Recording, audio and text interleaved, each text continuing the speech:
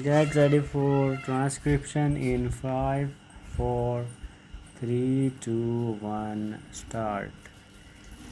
Mr. Vice Chairman, sir, I appreciate and welcome the various steps taken by the government so far to arrest the increasing trend in the prices of several commodities. At the same time, sir, I feel that I would be failing in my duty if I do not bring to the notice of the government the fact that the people at large are not satisfied with the results. No one can dispute the fact that there is general discontent among all sections of the community. Sir, in the last two budgets, our finance minister granted a number of concessions to the various industries. But I wish to point out that none of these benefits were passed on the consumers. Let us take the recent example. The tea planters of the country, particularly from the south, made a big hue and cry and got certain concessions from the government. But I do not think there is any reduction in the price of tea available in the shops. Let us also take the example of edible oil. Sir, there is no justification for the increase in the price of edible oil, particularly when we take note of the point that a huge quantity of oil has been imported in the country, and also in view of the prevailing prices of oil seeds. Sir, the finance minister was good enough to invite suggestions from the members of this house. I would like to make one or two suggestions for his consideration.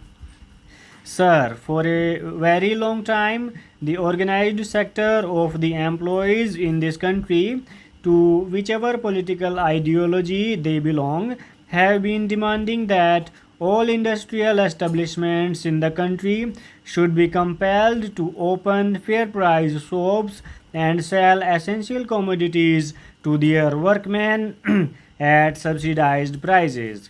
It is these salaried employees sometimes who are prepared to pay any price demanded by traders, and as a result the prices are shooting up. If at least this section of the community was supplied with essential goods at reasonable prices, it will work as a means of arresting further increase in prices. In some cases, the producers feel it will be profitable for them to suppress the production and sell those essential articles in black market and get enough profit. The producers should not be allowed to raise the prices unnecessarily where in an area there are short supplies. There is also another point I would like to bring to the notice of the Honorable Minister, sir. The Excise Inspectorate is not as effective as it should be. I am coming, sir, from an area where nearby there are a large number of oil mills which produce oil, particularly groundnut oil. Almost all these oil mills are allowed to suppress their production by 30 to 40%, and all the suppressed production is sold in black market. If they are brought to the regular production list and regular market and regular sales, the pressure on oil prices may not be that much as we are having today.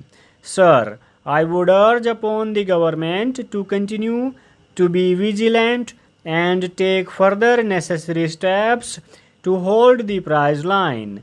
Before concluding, sir, I would like to appeal to all my colleagues, particularly those in the opposition, not to support any action which disrupts production, leading to shortage and consequently further increase in price.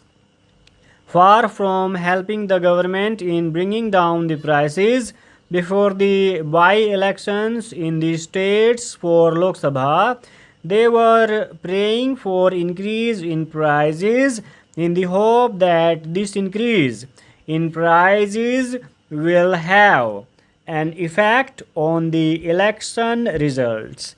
The last by-elections were fought more on the basis of the prices than ruling. But in spite of the increase in prices, our party candidates were returned to power. This does not mean that the people are satisfied with the prices that were prevailing, but in spite of their difficulties and in spite of the higher prices, the people of this country believed our leader and our party. They also believed in our capacity to hold the price line. They also believed that this can be done and controlled only by the government, led by the Prime Minister and by no other person. At the same time, I would like to give a word of caution to my own leaders. This comparison with the other countries does not satisfy anybody. We cannot be compared with the developed countries where the inflation is higher.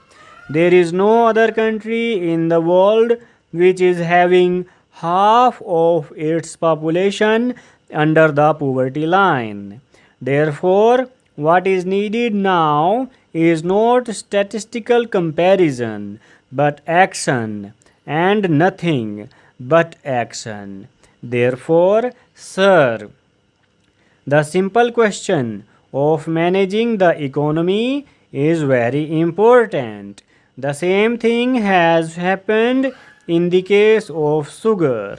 Even when the government had ample sugar stocks, they did not care to release the stocks to bring down the price. When the sugar was selling at rupees 14 to rupees 16 per kilogram. Sir, it has been represented to the government that unless the act is brought into force, persons possessing certain licentiate qualifications and persons who are citizens of India possessing certain foreign medical qualifications which are not recognized under the Indian Medical Council Act 1933 will not be eligible for enrollment in the state medical registers. In these circumstances, government consider that the act should be brought into force without further delay. Already the delay has been too long.